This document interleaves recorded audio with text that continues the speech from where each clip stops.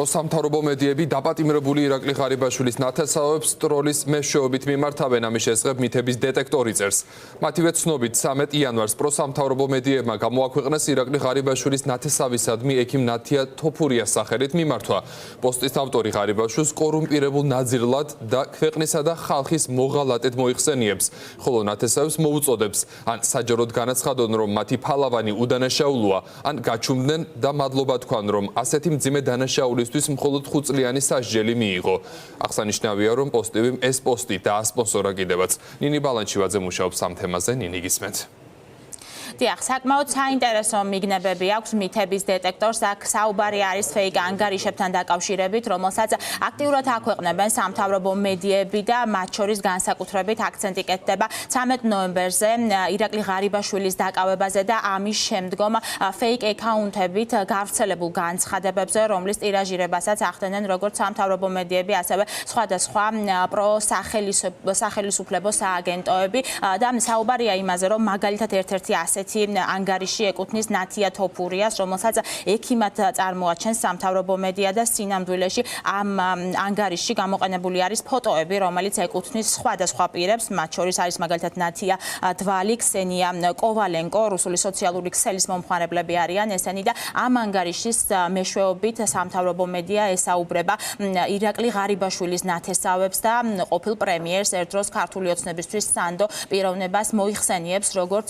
კორუმპირებულს და ასევე საინტერესოა ის, რომ არასამთავრობო ორგანიზაციამ ეს ანგარიშები ჯერ კიდევ გამოავლინა მაშინ, როდესაც პროევროპული აქციები იმართებოდა ქვეყანაში და ამ ანგარიშების მეშვეობით სწორედ ეს ფეიქ აკაუნტები ცდილობდნენ, რომ დისკრედიტაცია მოეხდინათ საერთოდ ამ პროცესის და მათ შორის საგულისხმო არის ის ფაქტიც, რომ ეს არის ის მეთოდი ზოგადად, რითაც ებრძვის ხოლმე ქართული ოცნება მისთვის არასასურველ პიროვნებებს და მაშინ, როდესაც ჯერ კიდევ ირაკლი ღარიბაშვილი იყო პრემიერი, მაშინაც არსებობდა ასეთი ფეიქ ანგარიშები. მითების დეტექტორმა გამოავლინა ეს ანგარიშები, საუბარი არის 22 ანგარიშზე 8 Facebook გვერდზე, რომლებიც ასევე დაკავშირებულები იყვნენ მაშინ strat.com-თან და გარდა ამისა Facebook-მა 80 არაავთენტური კოორდინირებული ქცევის გამო მთავრობის სტრატეგიული კომუნიკაციების დეპარტამენტთან დაკავშირებული 80 ანგარიში საერთოდ წაშალა. ჩვენ ეს ანგარიში გამოვავლინეთ ადრე, როდესაც სოციალურ ქსელში ორგანიზებული მადისკრედიტებელი კამპანია იყო მათე დევიძის და პროევროპული აქციების წინააღმდეგ.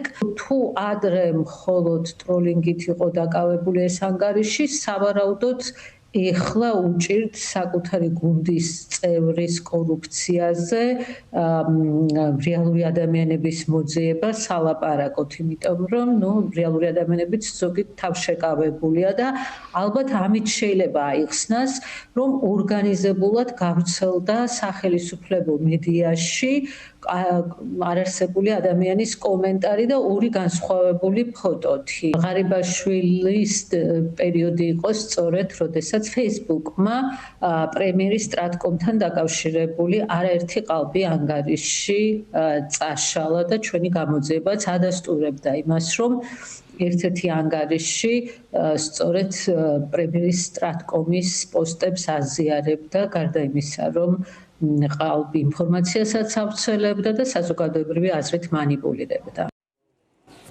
ქართული ოცნების ორგზის პრემიერი 5 წლით გაუშვეს საპატიმროში და ახლა უკვე ცნობილი ხდება და გამოვლინდა ის ქსელი. მითების დეტექტორი აქვეყნებს ამ ინფორმაციას, თუ როგორ მუშაობს სამთავრობო მედია და ყალბი აკაუნტების მეშვეობით ესაუბრება ღარიბაშვილის ნათესავებს. ეს კი როგორც არასამთავრობო ორგანიზაციაში ამბობენ, ნაცადი ხერხი არის ქართული ოცნების მხრიდან და ეს აქამდე არაერთხელ გვინახავს, მათ შორის მაშინ, როდესაც თავად ირაკლი ღარიბაშვილი იკავებდა პრემიერ-მინისტრობის პოსტს.